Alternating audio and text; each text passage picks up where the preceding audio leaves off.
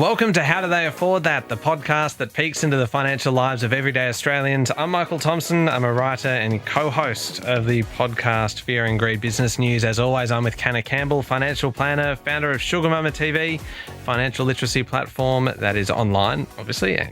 Well, I say online, obviously, but it is really, you're doing a lot through your website now, aren't you? And you've got YouTube and Instagram and TikTok and podcasts and books and everything. And Keynote. Oh, really? Keynote speaking. I'm doing a lot of public speaking. Oh, wow. You're really kind of an empire now. I even went to TikTok's head office in Sydney to speak to their staff. Yeah, and it's the second time I've been there. Oh. A lot of fun. That's awesome. Well done. Thank you. Savings hacks. Oh, Happy New Year, by the way. Happy New Year to you. Can you believe we're in 2024? Where has it gone? I know, it's a little bit scary, isn't it? Can we start the year on a better note than how we finished 2023 for our savings hacks? Because if you haven't heard the last couple of episodes, let me just briefly fill you in. I started off the last two episodes with savings hacks that I thought were good and kind of just rubbished them and kind of really tried to one-up me and just come up with a better savings hack. So you know what? I'm not doing it anymore. You quit. I did. I quit kind of, it was a very passionate moment when I resigned from giving any savings hacks. Have you got one for us? I do, but I can't claim this as my own because my apologies for not crediting this particular person by their name because I didn't write it down at the time. So my apologies. Mm-hmm. But I will also like to send out my gratitude for this hack because it's quite clever. She said, "Hi, Canna, savings hack for you." Following on from the podcast, places like Woolworths Mobile and other insurance companies give you discounted gift cards. Now, she's right. And sometimes these discounts can be pretty good, like 5%, which is a savings hack within itself. But this particular person is very savvy. So what she does is she stacks her savings and uses it for when she uses her 10% off Woolworths shop as well. So she's getting one shop a month at 15% off. That's good. And if you can make sure that you make that one particular shop, do the bulk of your shopping, get the cleaning products or the, dog food or the non-perishables, that 15% can actually be quite a bit of money. Yeah, that's great. That's a great savings hack. See, this is how you be a supportive kind of friend. You say when someone else nominates a savings hack, you say that is a great savings hack. Thank you. Instead of just kind of shooting them down. The truth hurts, Michael. Okay, 2024, not off to a great start. We really, it is all about the new year today. It is all about kind of New Year's resolutions because, now is the time to set them, obviously, because we're in the new year. It's obviously the best time to set New Year's resolutions. And look, there's a bunch of things that you can consider. It might be kind of stopping smoking or kind of cutting down on your phone usage, or maybe you want to start exercising or anything like that. It can be whatever you want it to be. But, of course, we are going to lean towards a particular kind of area, and that would be your finances. And money. Yeah, money, indeed.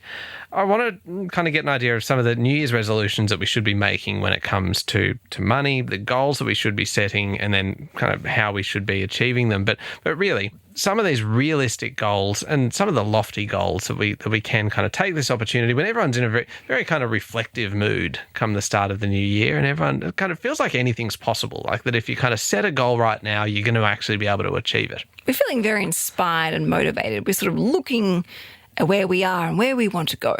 Yeah, I think that actually sounds about right. Now, as you're listening, please know, of course, that anything we talk about is always general in nature. It is never personal, investment, strategic, or product advice. It is purely for financial education purposes only.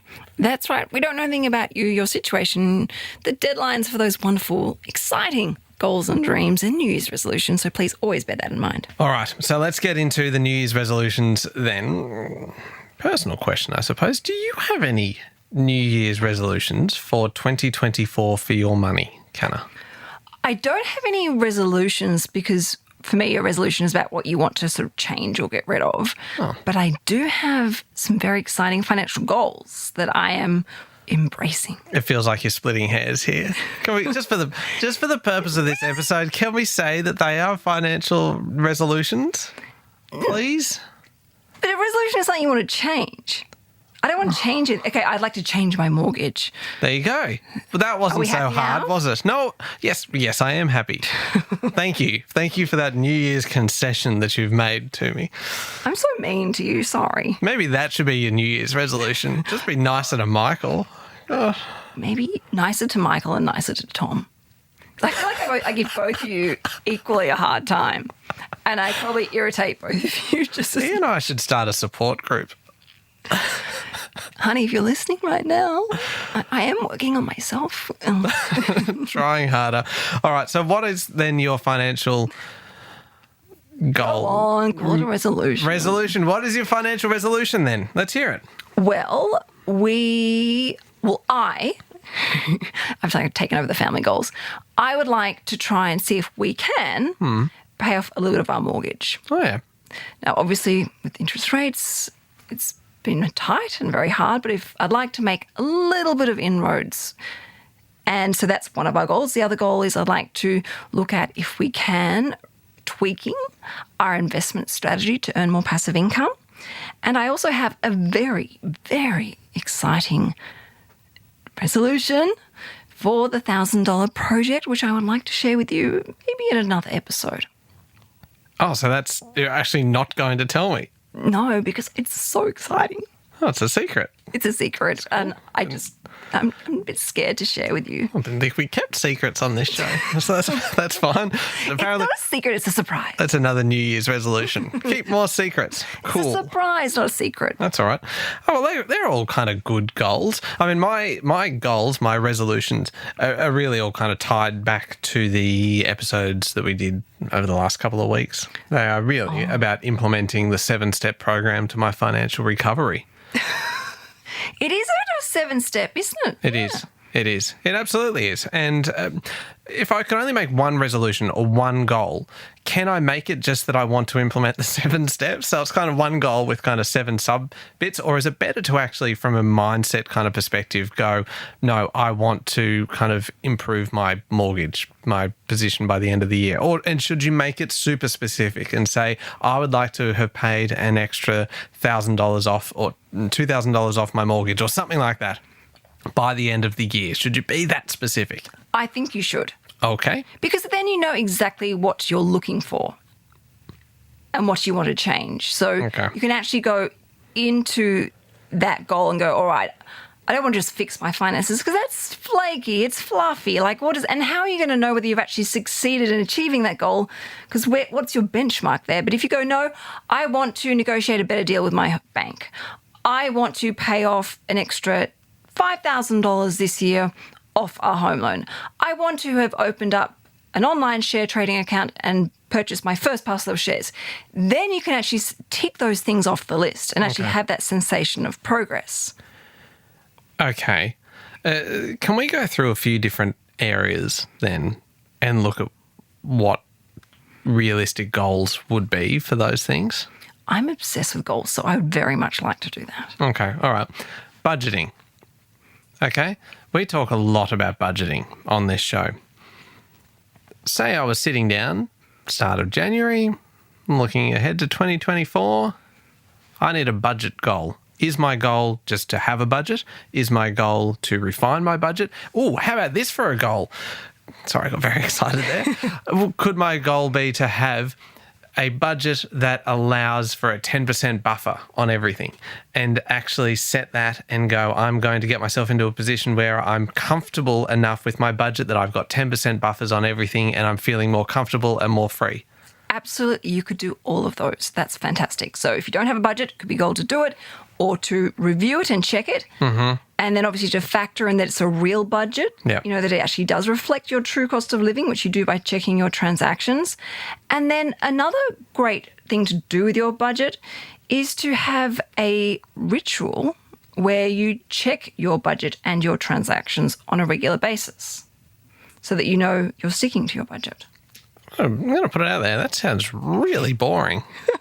You're going to say it sounds like like satanic or cult-like. Well, it does. I mean, that part sounded cool. As soon as you said have a ritual, I'm like, oh, here we go, lighting some kind of candles and kind of a blood sacrifice or something. And no, it's check to make sure that your transactions match your budget.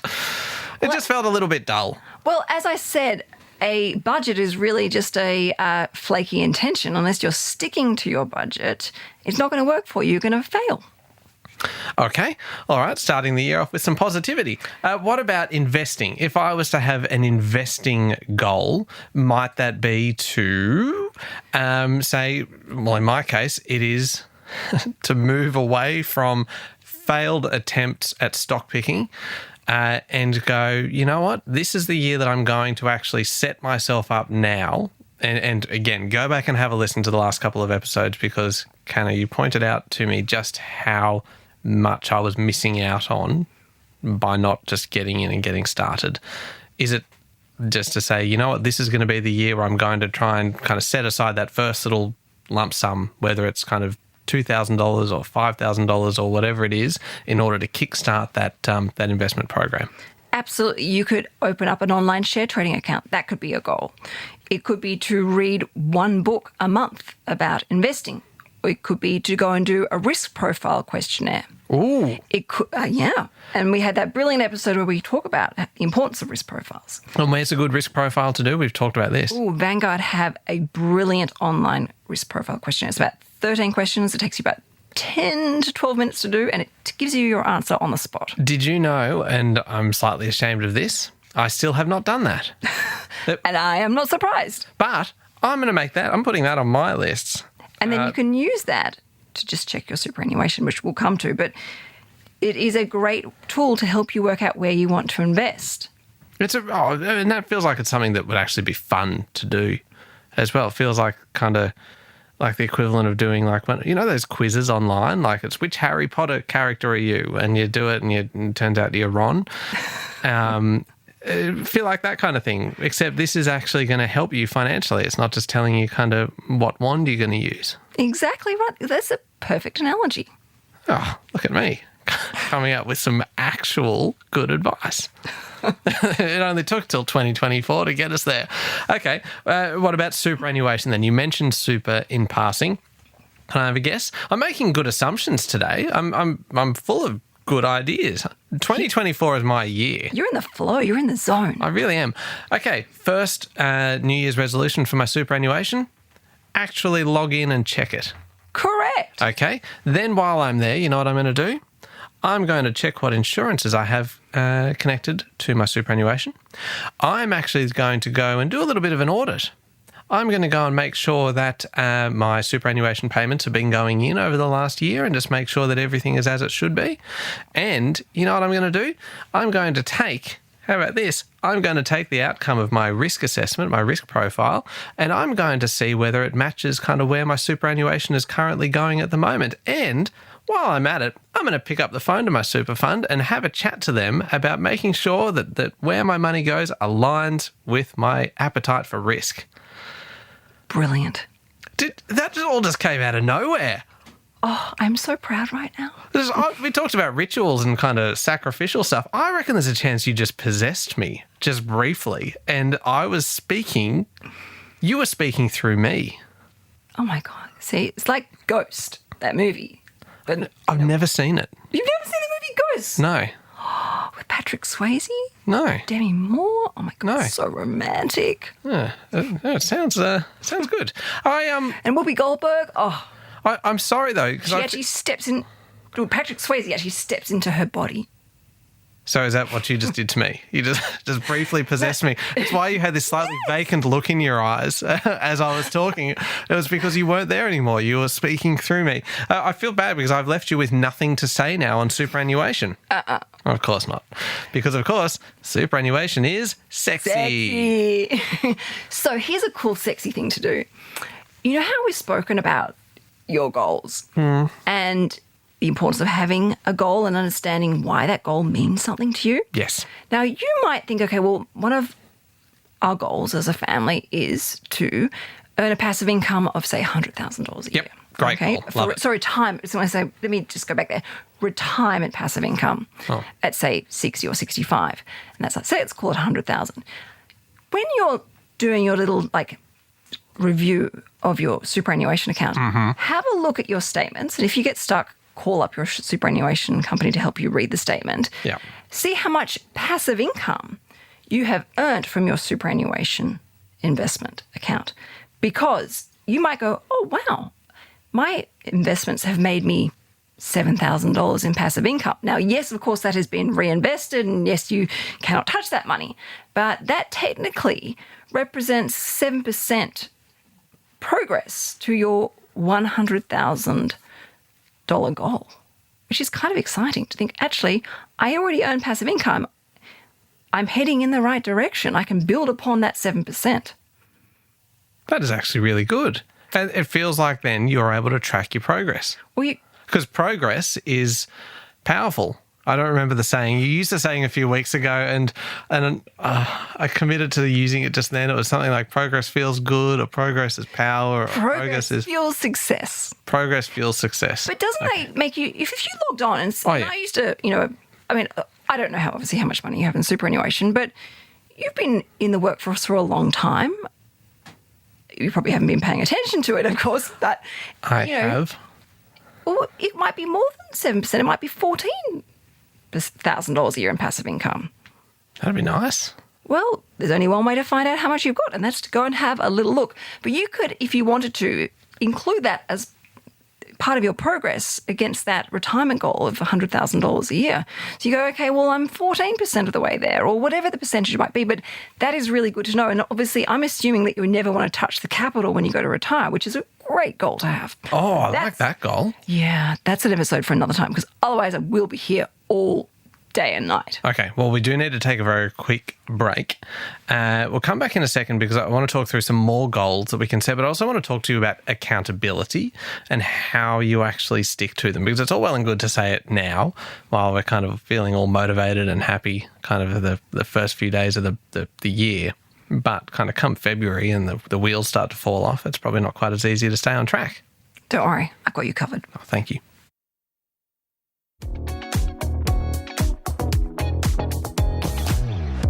Canna, we're talking about financial goal setting tips, or as I've been trying to call them, New Year's resolutions for your money. There's a little bit of pushback on that, but I think we got there. We kind of aligned on that, didn't we? We made it like a happy medium. Basically, you're in your head right now, you're refusing to concede, aren't you? You're just like, no. We compromised. Yeah, compromise. Okay, so we talked about some potential goals for budgeting, for investing, for superannuation. How do you actually stick with them? Is it a case of declaring it publicly? Do you talk to a financial advisor? Here I am, I'm making all of these assumptions, and each time you're just like, no, stop talking, just let me say something. No, I'm back. I can interrupt. It's very rude of me. I do want to also include the fact you should maybe have a goal to just review and check your personal insurances as well, like your income protection and your life cover and your trauma cover and TPD. You should also just include a quick review of that if you're looking at your goals, and just making sure you've got the right cover, competitive premiums, all those sorts of things come in there. Now's a good time to do that, isn't it? And I know that actually. God, it makes it sound so boring. I mean, it's the first few days of the year, it's hot, and you just kind of want to sit there, or you want to go to the beach, or you want to go for a swim, or you just want to do that. But really, if you maybe got a few days off work, or you kind of a little bit of downtime, it's probably a good opportunity to take stock. And again, very dull.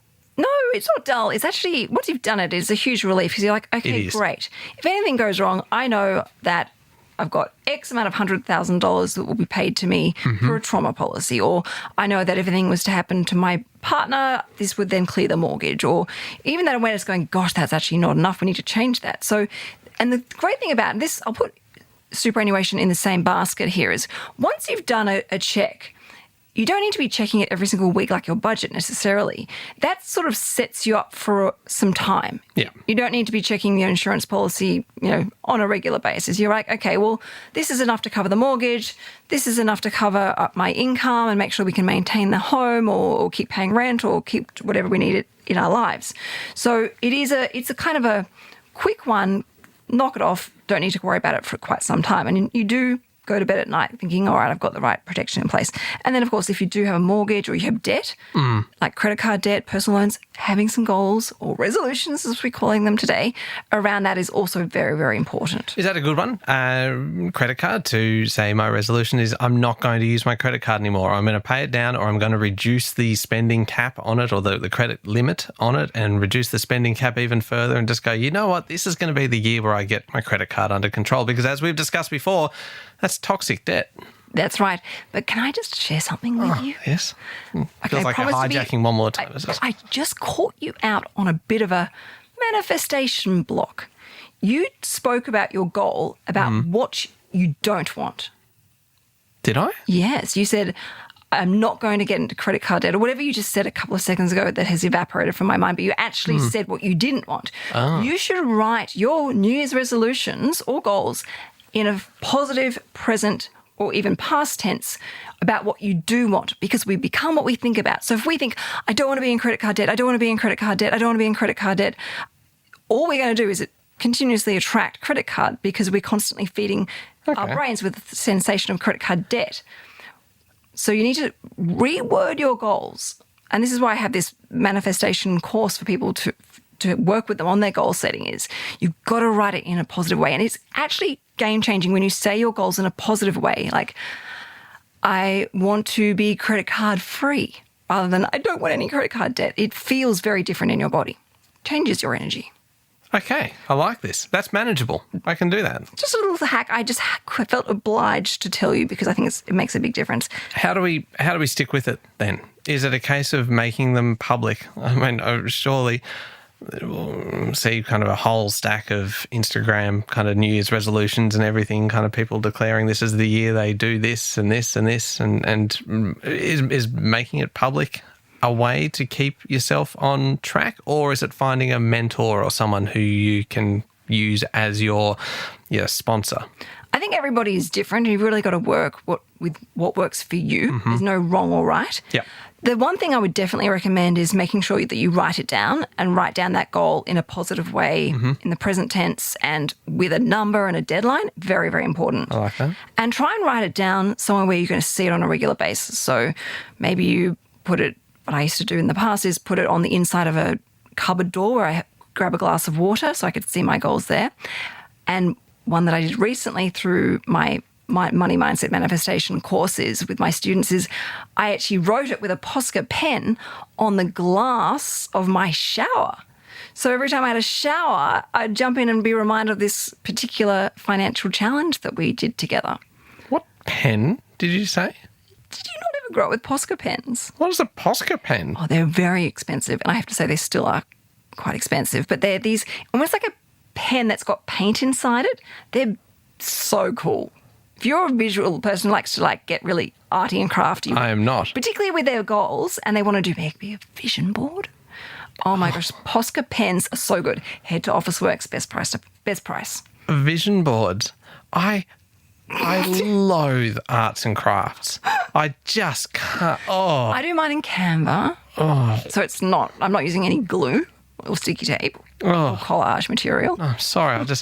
I'm just not a visual person when it comes to kind of, no. Maybe that's your problem. Yeah, that's my problem. Yeah. We need to create a vision board for you and your goals and dreams. Okay, so has this vision board kind of got like how do you visualize being mortgage free, or do you just put a big boat on there or something? Well, you can put images, you can put logos, you can put numbers, you can put I have this evil eye of protection is on my vision board, because that's what reminds me of the faith and what I'm doing and protection from okay, I'm going to sound completely crazy. Maybe I should just stop. No, please go on. I have things that remind me of my goals, even materialistic things. And I have pictures of a holiday and I want to try and do a little bit of work on our home and what I'd like the home to look like from an interior point of view. So I've got pictures of a nice sofa and a blanket for the bed and flowers in the garden. The way you're talking is as though I am the only person in the world who doesn't do vision boards. I swear is this a thing? It's a thing. And come on, we're talking talking about New Year's resolutions / goals. We're talking about resolutions. This is a way of bringing them to life because we're taking them and transforming them from inside our heads and grounding them into reality, which is the birth of that goal. It's actually starting to come to the physical form. So I think vision boards are very powerful, and a lot of famous people do vision boards. I will not be one of them. I mean, no, sorry. I shouldn't rule it out because that's kind of closing my mind off to the potential of something. But... Well, let me share this little story with you.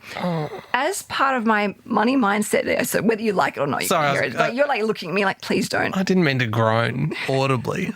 Please. I'm not supposed to be the mean one. I think you're now the mean one. So as part of my money mindset manifestation group, one of the, I say students, but one of the people in my community challenged me to face my fears and see if I could manifest $8,000 for the month of November. And I was terrified, but I agreed to it.